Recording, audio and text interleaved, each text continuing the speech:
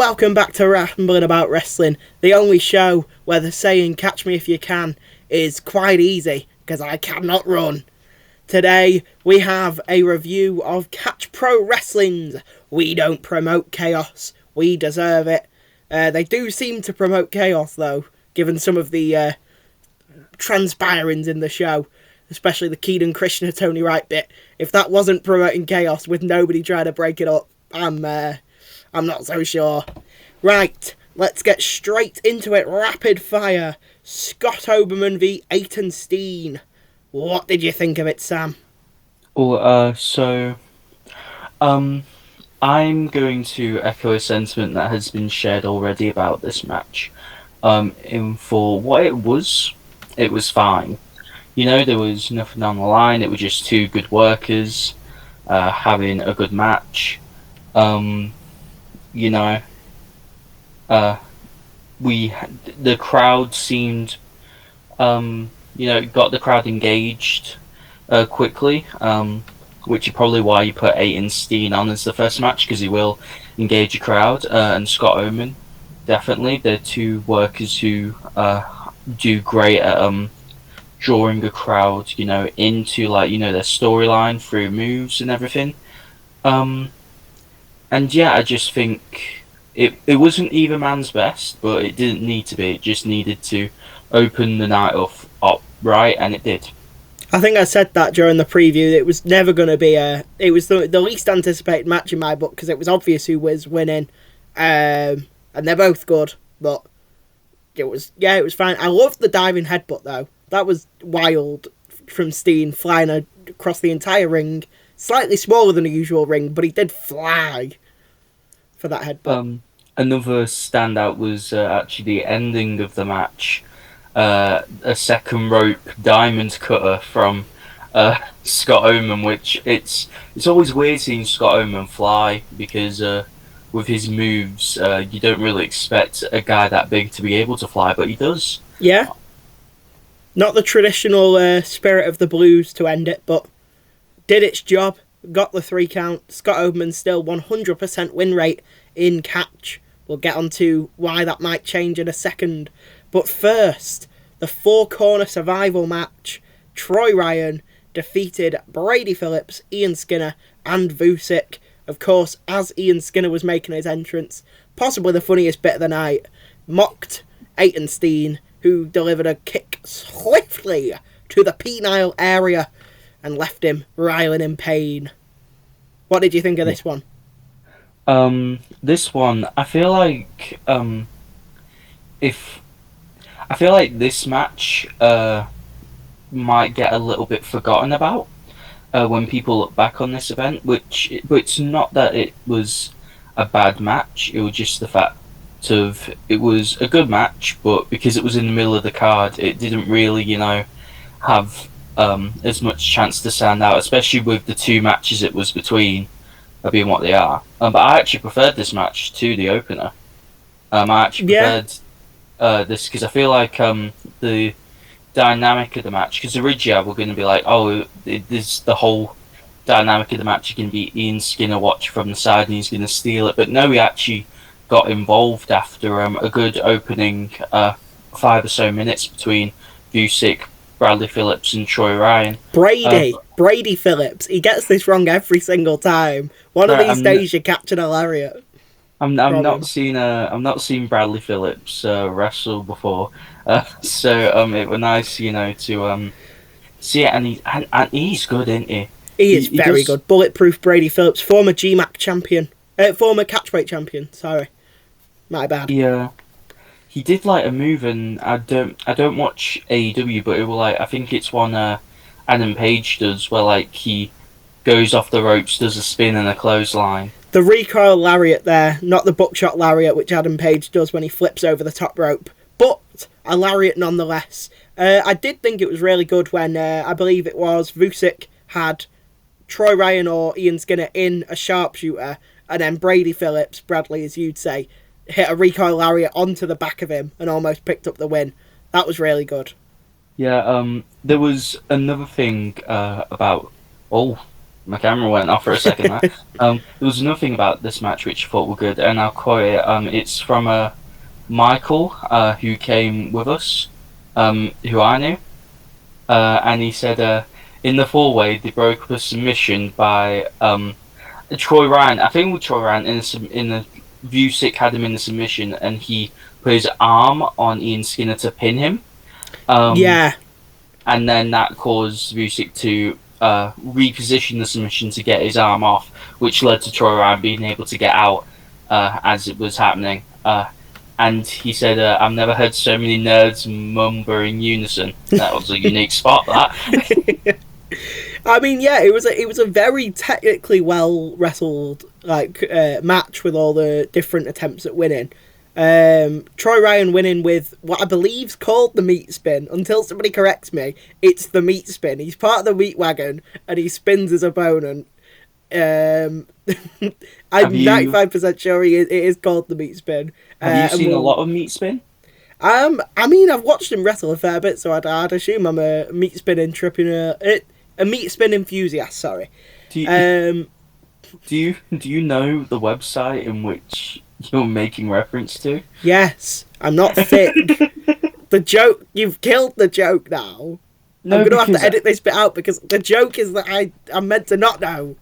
No, because because I just didn't realise if you knew, because I thought you could have been thick about it and not know the website. Oh. Anyway, we move on to our third contest of the night, which wasn't a contest at all. Danny Proper came out for the Danny Proper Ho Ho Hopen challenge, which at first I got Danny Proper and Danny Hope mixed up and believed that Danny Proper's name was Danny Hope, and I thought, oh, that's a great thing they've done there with the Danny Ho Ho Hope and challenge. So I thought, oh, that's really good, that. And then I remembered it was Danny Proper. This one was really weird because he came out to the ring dressed as Santa. There was a lot of bopping up and down. It was a lot of fun. Threw out some Christmas crackers, all with the same joke on, it seems, because we also got the same joke that many others did. I got a jigsaw in mine. Oh, wow. Yeah. I think the joke was, why does Santa like to go down chimneys? Because it suits him. Because Yeah. It wasn't great. But yeah, so he came out and then he sort of said, hey, does anyone want to fight me? And nobody did. And then he asked a bunch of people if they wanted to fight him, and nobody did. And then he said, all right, I'll be ringing out to them. The crowd tried to get Greenwood to fight him. But Greenwood were like, then who'd officiate the match? Then the next match, Greenwood wasn't officiating, so he still could have fought him. Like, there were 3 refs that night, someone else could have officiated. Yeah. And speaking of our next match, what a transition from me there, very good. It was a 3-way dance between Lily Winter, LA Taylor, and Molly Spartan. Molly Spartan didn't believe Lily Winter belonged in Catch, even though this was Molly Spartan's debut match for Catch, and Lily Winter has been wrestling there about 7 years, I want to say. She didn't know her place. She didn't. No, good reference there, that.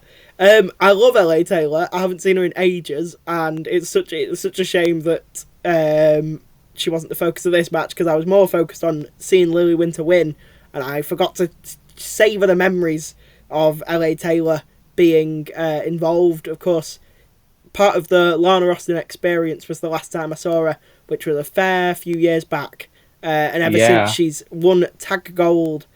That used to proper grind my gears whenever people would go, after LA Taylor. Oh, you don't understand how much the tribal awakening that's just happened. It's on site next time I see you. Oh, he's even wearing the LA Knight shirt. You have one piece of clothing. I feel like that's the 3rd time I've seen you wearing that in the last few weeks.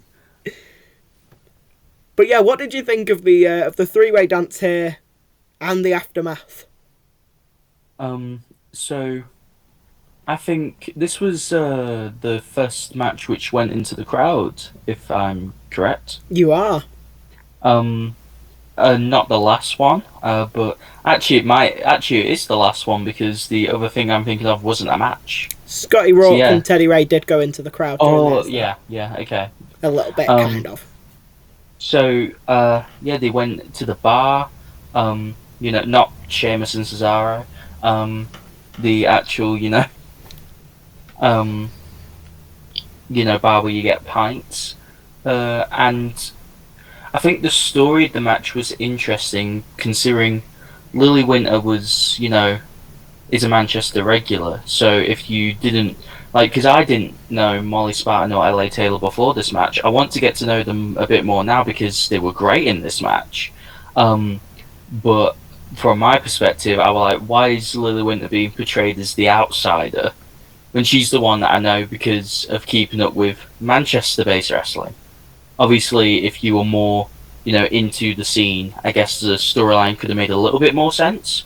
But I mean, from my perspective, it didn't. Most of the crowd here that were in the building didn't feel like it was a match that would really work in Catch, because Catch is quite a fun going out with mates and drinking kind of promotion. It's not usually sort of a sort of locked in storyline. So a thing of the past in Molly Spartan taking on the sort of not future in Lily Winter, because she's there now, but LA Taylor we sort of had the oldest Brit Rest period in Molly Spartan, the middling sort of 2020s, just after the pandemic in LA Taylor, and then Lily Winter being the sort of present Manchester scene person. So it didn't feel like a match that that was particularly suited to Catch. I'll say that. And I think that was evident considering that this match is the one that felt the crowd was the most quiet for until they went out into the audience. Like, everything that was in the ring, I feel like it was the most quiet for. Yeah. But obviously after the match, after Lily Winter scored the 3 count, not on Molly Spartan, unfortunately. I believe it was LA Taylor who ended up getting the skull-crushing finale finisher hit on her.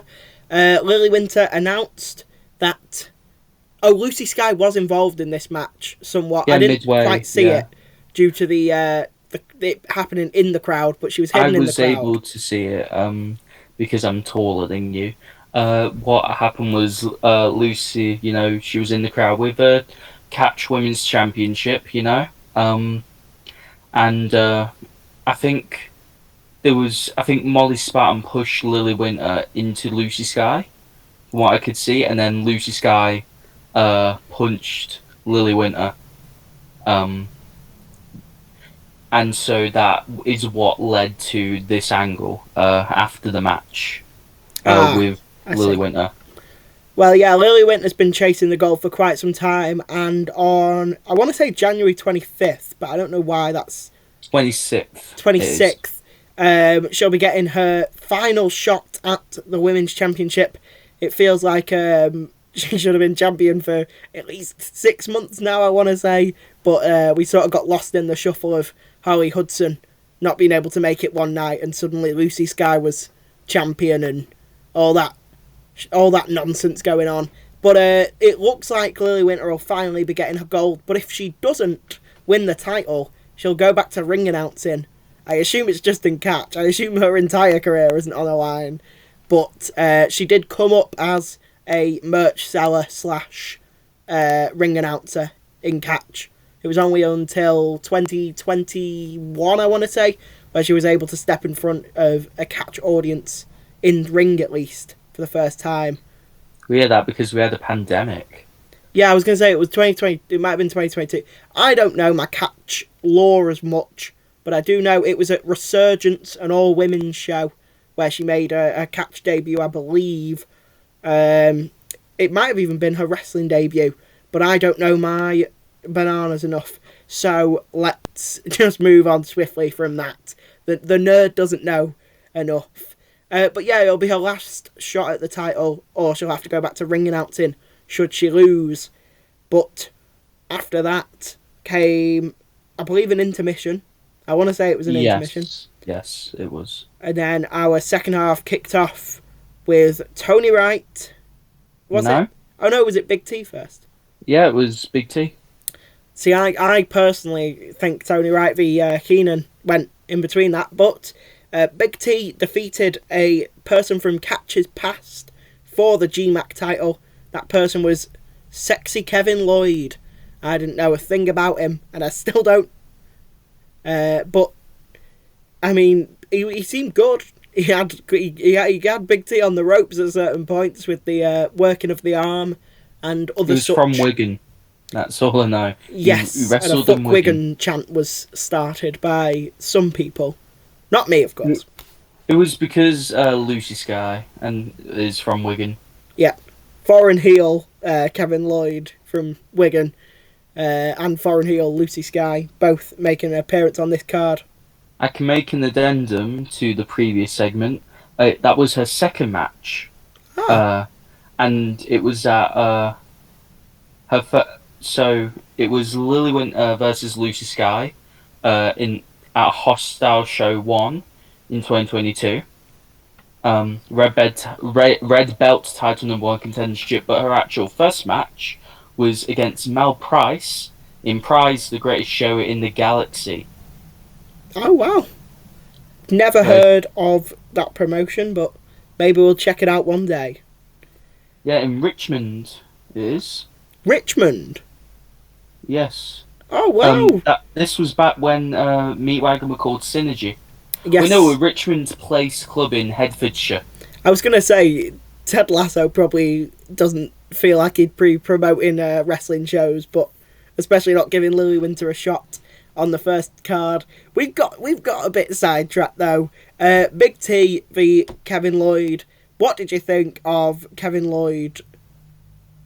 So I think he's more well known down south because the people I know that were more down south who came up to Manchester for this show, it started a Sexy Kev chant. So clearly he is attractive in certain areas.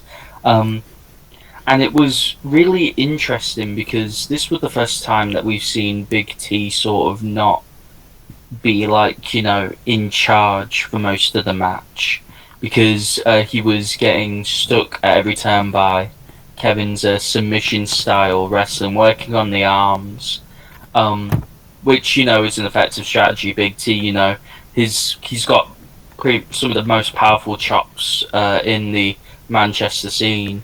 You could argue it's between him and Deck McCarthy over who has the loudest chop.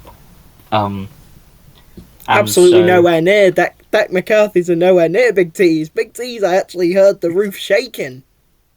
And so it was really interesting. It was a different sort of match that you normally see from this. And everyone knew, sort of in the room, that it wasn't going to be like a title change, but they still delivered a pretty good title defense. Again, it did what it needed to do, and it's a pretty solid match. Yeah, I mean, just to interrupt you, I don't know why your friends from down south there knew Sexy Kev more, because his main involvement over here has been for Catch. That's why he's someone from Catch's past. I've had a quick look through the first page for his cage match. I can't really find anything that he's done down south. It all seems to be for Catch Pro. I've seen a man who, after the match, appeared in a vignette, Sam Bailey, defeat him at in Kirby, Liverpool, Merseyside in 2021. But that's the last time I've seen him outside of Catch in the UK, it appears. But yeah, Sam Bailey, after the match, did a vignette after Big T had won with a pretty devastating black hole slam. Sent him on a bush ride, one way to the 3 count. Yeah, he popped up, and I'm not saying it was disappointing, but I really thought Michael Oku was about to scrap Big T when he said that it was his former tag team partner.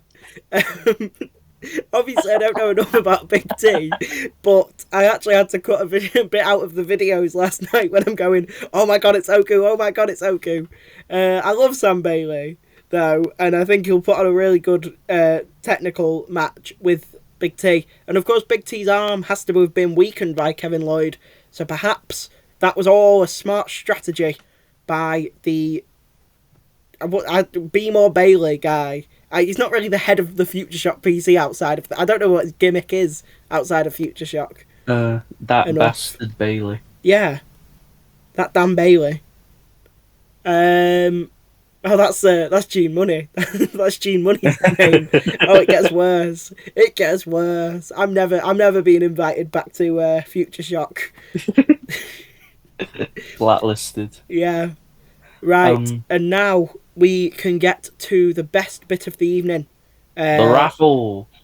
I was going to say Tony Wright v Keenan Krishna. You really don't want to talk about this match. You've skipped over it. I do want to talk about this match, but I was just making jokes.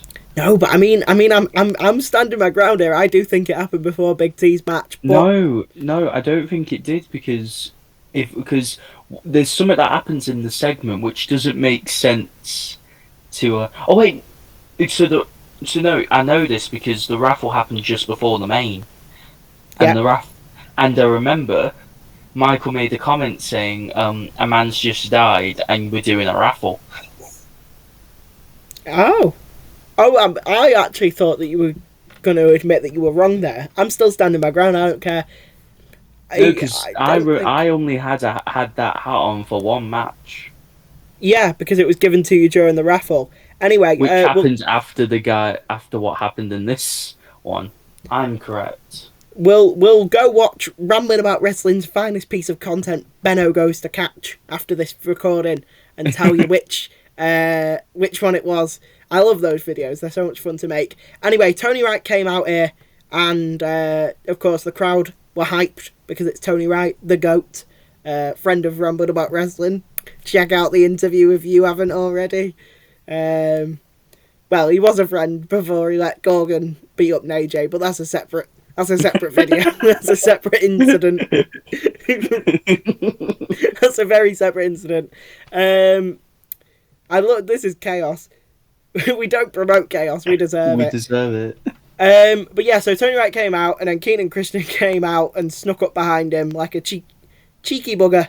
He snuck up behind him, distracted him. He didn't want to talk. It was supposed to be just like, face-to-face to talk. It wasn't supposed to be a match. But Wright said, I don't want to talk. I want to fight. And then, Keenan... I don't get why Tony Wright fell for it twice, because that's twice now. He's been attacked from behind him in the past couple of days. Tony Wright never learns. He always gets attacked from the back. Yeah, I mean, you think you'd learn. At least Keenan didn't go straight for the piano wire this time. We had quite a few bits of brawling. It did look at one point that Tony Wright had murked him with a famouser on the apron, but Keenan appeared to just get back up. They were hitting each other with moves that would kill any lesser man. And then at one point on the stage, Keenan posed over Wright's unconscious body, and I thought, oh, what a great bit, we're all done. But we were not done. Keenan dragged him down, put zip ties on him that didn't quite fit. They might have been a size too small to fit him properly. They needed to look at the size of the tape. Not again. I hope he comes back to catch it at some point, Nathan Black. But to be honest, I think you've scared him off, having to be in the same room as him. But yeah, I mean, Tony Wright immediately broke out and even the score a little bit by not being zip-tied. And then it looked like Keenan was about to whack him with a steel chair. But Danny Proper came off commentary and stopped the attack. And then this is the bit that I'm confused about in many ways, because Chris Ridgway, one of my favourite wrestlers, he came out from behind the curtain. He stopped Proper from keeping Keenan in the corner and talking sense into him. Then Proper stopped him, and they just kept rotating back and forth until eventually... No, I want to hold him. I want to give Keenan a hug. Yeah, it was an interesting one. And then Proper got floored. But they both started jumping in on him. And then eventually, after they dispatched with Danny Proper, the matter turned to Tony Wright. And Ridgway said, no, he's my friend. I'm not booting him. And then Keenan said, please. And he did. He did boot him. And now we have Northwest weak. And I almost collapsed to the floor sobbing because Northwest stronger back, but this time they're worse in the fact that they're villainous. More villainous. They wear gloves and beanies. Gloves and beanies. I mean, eventually we're going to have a Northwest Strong fashion show. They all need a signature item of clothing. But then the matter turned to our main event as the fans sobbed and cried. And it was a pretty good main event. Scotty Rourke taking on Teddy Ray for the Catchweight Championship. Ray's return to catch. I had no issue with this, but I also thought I don't know. I don't know if I was just not feeling it anymore, but I felt like it had so much more to give. It wasn't an underwhelming result, but I really wanted a bit more intensity from two men who can really bring it.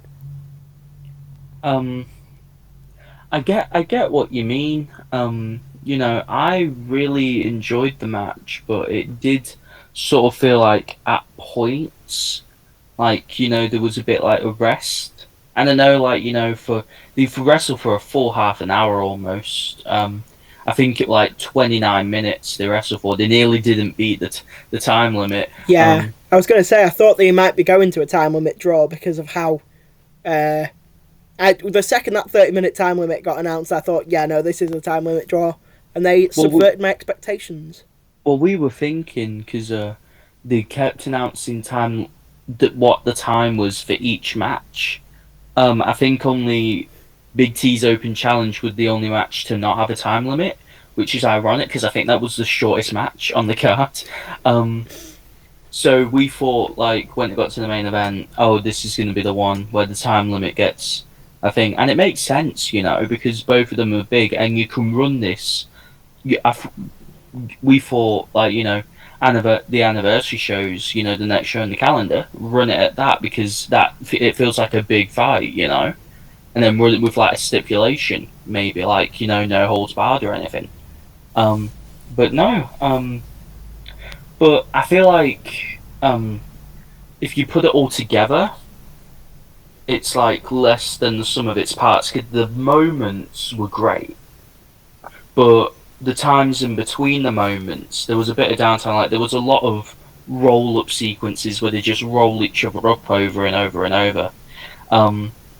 And that was a bit after the third one, it was it's a bit too much, just to roll each other up just to get 2 count, 2 count, 2 count, 2 count.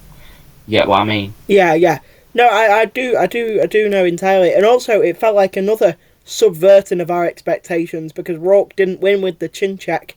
He instead won with a crossface, which, this entire card felt like a card that is so technically well done that it's wasted on people who were just there for a fun night out, because all of the matches had really good undersides of history and technical. Everybody knew Ray would go for certain moves, so Rourke countered them moves well. But I just wanted to get drunk, and I didn't want to learn about wrestling. It wasn't my traditional thingy. But I did think it was very fun, very fun contest. But again, I know where people are coming from when they say that there could have been a bit more of something there. I do think it was still the best match on the card, despite that, though. Yeah, absolutely. But I feel like expectations was really high because of both of these men's history with each other and with the quality of matches they can do. Yeah. But then we turn to a little bit of an issue, if you will, after the main event, as after being unbeaten for his entire catch career, Scott Oldman decided to wander out, and they threw up the graphic that what I assume is our main event for the next show. Scotty Rourke will be defending against Scott Oldman, and I think I said this morning, and the moment it was announced, I don't like that Northwest Strong are slowly reforming, and and Oberman's got a title shot. So I'm hoping they ban everyone from ringside and something like that, because otherwise the result is very predictable. Even though I will give it to him, Oberman did kill Northwest Strong, so it's not like they'd like to help him. And he did beat Ridgeway to win the Enigma series, and Keenan Krishna he spat on. So I'm assuming they won't help him, but there's a very small part he of nearly me. killed Keenan Krishna in the match. He just like threw him into a bunch of chairs. He literally broke a chair like multiple times. But yeah, but at the end when it was good, because it showed a little preview of the card to come. Yes. It's been brought up that there might be updates to this card, because as broken the news by the Rambling About Wrestling Twitter account, go check that for up-to-date news. Exclusive card reveal there that I did for everybody.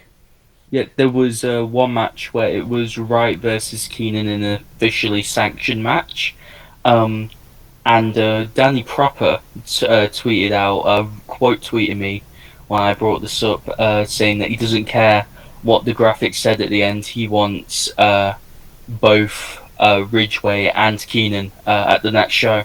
So there could be addendums. It depends what Ant the editor cuts up in these promos.